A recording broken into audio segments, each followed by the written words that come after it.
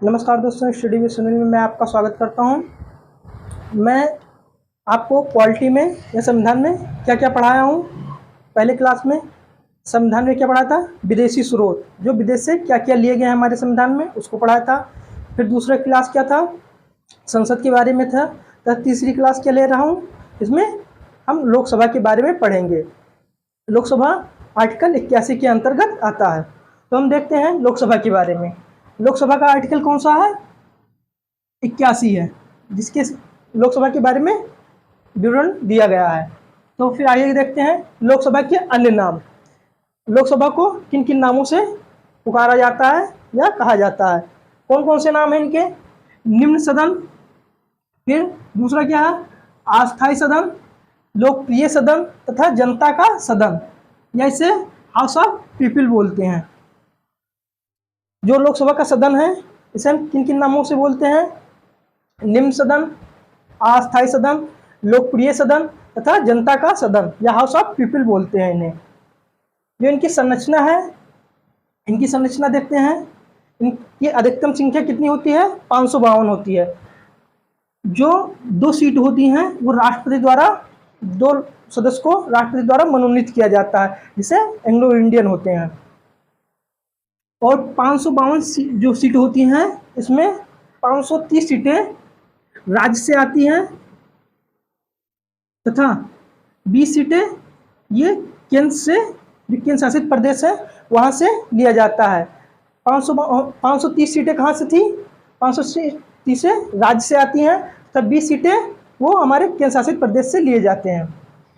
तथा अगला देखते हैं सदस्य का चयन, किस तरह सदस्य का चयन होता है।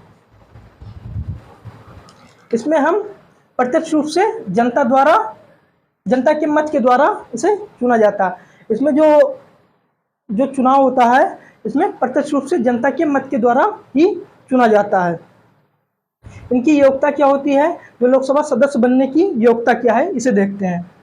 इसमें भारत का नागरिक हो, फिर अगला क्या है, ये 25 वर्ष पूरा कर चुका हो। जो 25 वर्ष जिसका पूरा हो चुका हो वो उसका मतलब लोकसभा का सदस्य बन सकता है, तथा किसी लाभ पद पे ना हो या किसी सरकारी नौकरी पे ना हो, इसीलिए। फिर अगला देखते हैं इसका कार्यकाल कितना होता है। इसका कार्यकाल कितना है, 5 वर्ष का होता है तथा इसे विघटन भी बीच में किया जा सकता है, जो आर्टिकल 85 के अंतर्गत आता है। ये जब कार्यकाल सही से नहीं चल रहा हो तब प्रधानमंत्री के कहने पे राष्ट्रपति विघटन कर सकता है। तो इसमें किस आर्टिकल में विघटन किया जा सकता है, लोकसभा का आर्टिकल 85 के अंतर्गत इसका विघटन किया जा सकता है। तथा इसमें अगला देखते हैं 42वां संविधान संशोधन 1976, ये आपका इंपॉर्टेंट है, इसे देखते हैं। 42वां संविधान संशोधन 1976 जो इसमें है, संसद का जो लोकसभा का कार्यकाल था वो 6 वर्ष कर दिया था। किसने किया था, इंदिरा गांधी ने। इंदिरा गांधी के समय में इसका कार्यकाल कितने वर्ष का हो गया था, 6 वर्ष का हो गया था। तथा फिर दोबारा 44वां संविधान संशोधन 1978 में इसका फिर दोबारा 5 वर्ष कर दिया गया था। किसके समय में, मोरारजी देसाई के समय में।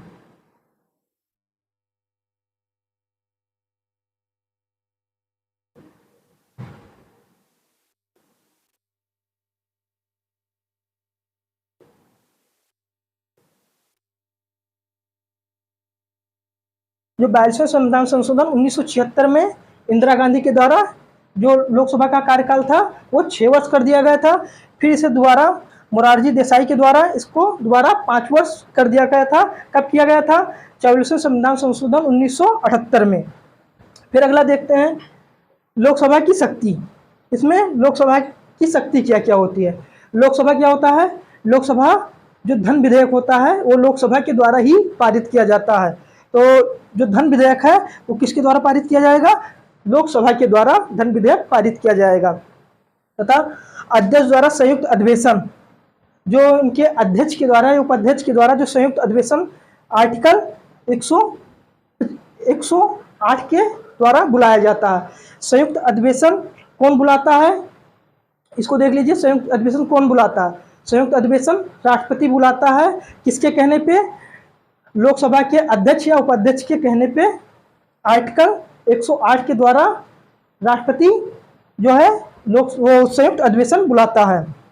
फिर अगला देखते हैं, मंत्रिपरिषद लोकसभा के प्रति उत्तरदायी होता है। जो मंत्रिपरिषद होता है लोकसभा का, वो किसके प्रति उत्तरदायी होता है? वो लोकसभा के प्रति उत्तरदायी होता है। तथा लोकसभा में बहुमत का दल, जो बहुमत का नेता होता है लोकसभा में, वो कौन होता है? जो बहुमत का नेता होता है वो पीएम होता है। जब लोकसभा का चुनाव होता है, जो बहुमत वोटों से जीतता है उसका जो नेता बनता है वो क्या होता है? पीएम बनता है।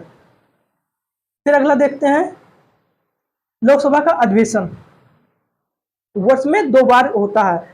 इसको लोकसभा का अधिवेशन वर्ष में कितने बार किया जाता है? 2 बार किया जाता है। तथा इसके विपक्ष प्रतिफल मानक क्या होता है? 10% होते हैं। इसमें जो विपक्ष के जो नेता बनते हैं उनकी कितनी सीट होनी चाहिए? उसका जो लोकसभा की सीटें हैं उसका 10% सीट होना चाहिए। कितना? लगभग में 55 सीटें होनी चाहिए जो लोकसभा के विपक्ष का नेता बन सके। फिर अगला देखते हैं, लोकसभा की बैठक के लिए मानक 10%। जब लोकसभा की बैठक होती है तो उसमें कितने सदस्य का उपस्थित होना अनिवार्य होता है? उसका 10%। जो संसद के मतलब जो इतनी सीटें हैं उसका 10% उपस्थित होना अनिवार्य है। कितना? 55%। इससे कम जो उपस्थित होंगे तो क्या होगा? संसद मतलब क्या हो जाएगा? संसद नहीं चलेगा। उससे कम नहीं होना चाहिए, जिसे हम इसे 10%, इसे हम कोरम भी बोलते हैं।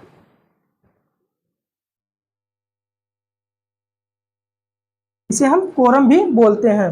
जो इसका लोकसभा की बैठक में कितना? 10% पूर्ण होना चाहिए सदस्यों को। फिर इसकी जमानत राशि क्या होती है? जमानत राशि कितनी होती है? 25,000 होती है। जमानत राशि कितनी है? 25,000 है। वर्तमान में लोकसभा कौन सा अपना लोकसभा चल रहा है? 17वीं लोकसभा जो 2019 में चुनाव हुआ था वो उसी से 17वीं लोकसभा ये चल रहा है। वर्तमान में हम 17वीं लोकसभा के अंतर्गत, अब इसके बाद जो चुनाव होगा वो 18वीं लोकसभा जो चुनाव होगा। फिर अगला देखते हैं, जमानत राशि जब्त होने के मानक क्या है? वैध मत का 1/6%। जो वैध मत है, जितनी वोट पड़ती हैं उसका 1/6% वोट पाना अनिवार्य है। नहीं पाएंगे तो आपका जमानत राशि कितना है? 25,000 वो जब्त हो जाएगी। फिर लोकसभा सदस्य जो 60 डे एब्सेंट हो तो उसका पद रिक्त कर दिया जाएगा।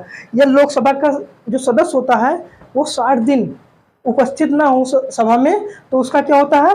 उसका पद रिक्त कर दिया जाएगा। उसके अलावा किसी दूसरे को फिर उसको चुनाव कराएगा, फिर दोबारा उसे उसमें सदस्य बनाया जाएगा।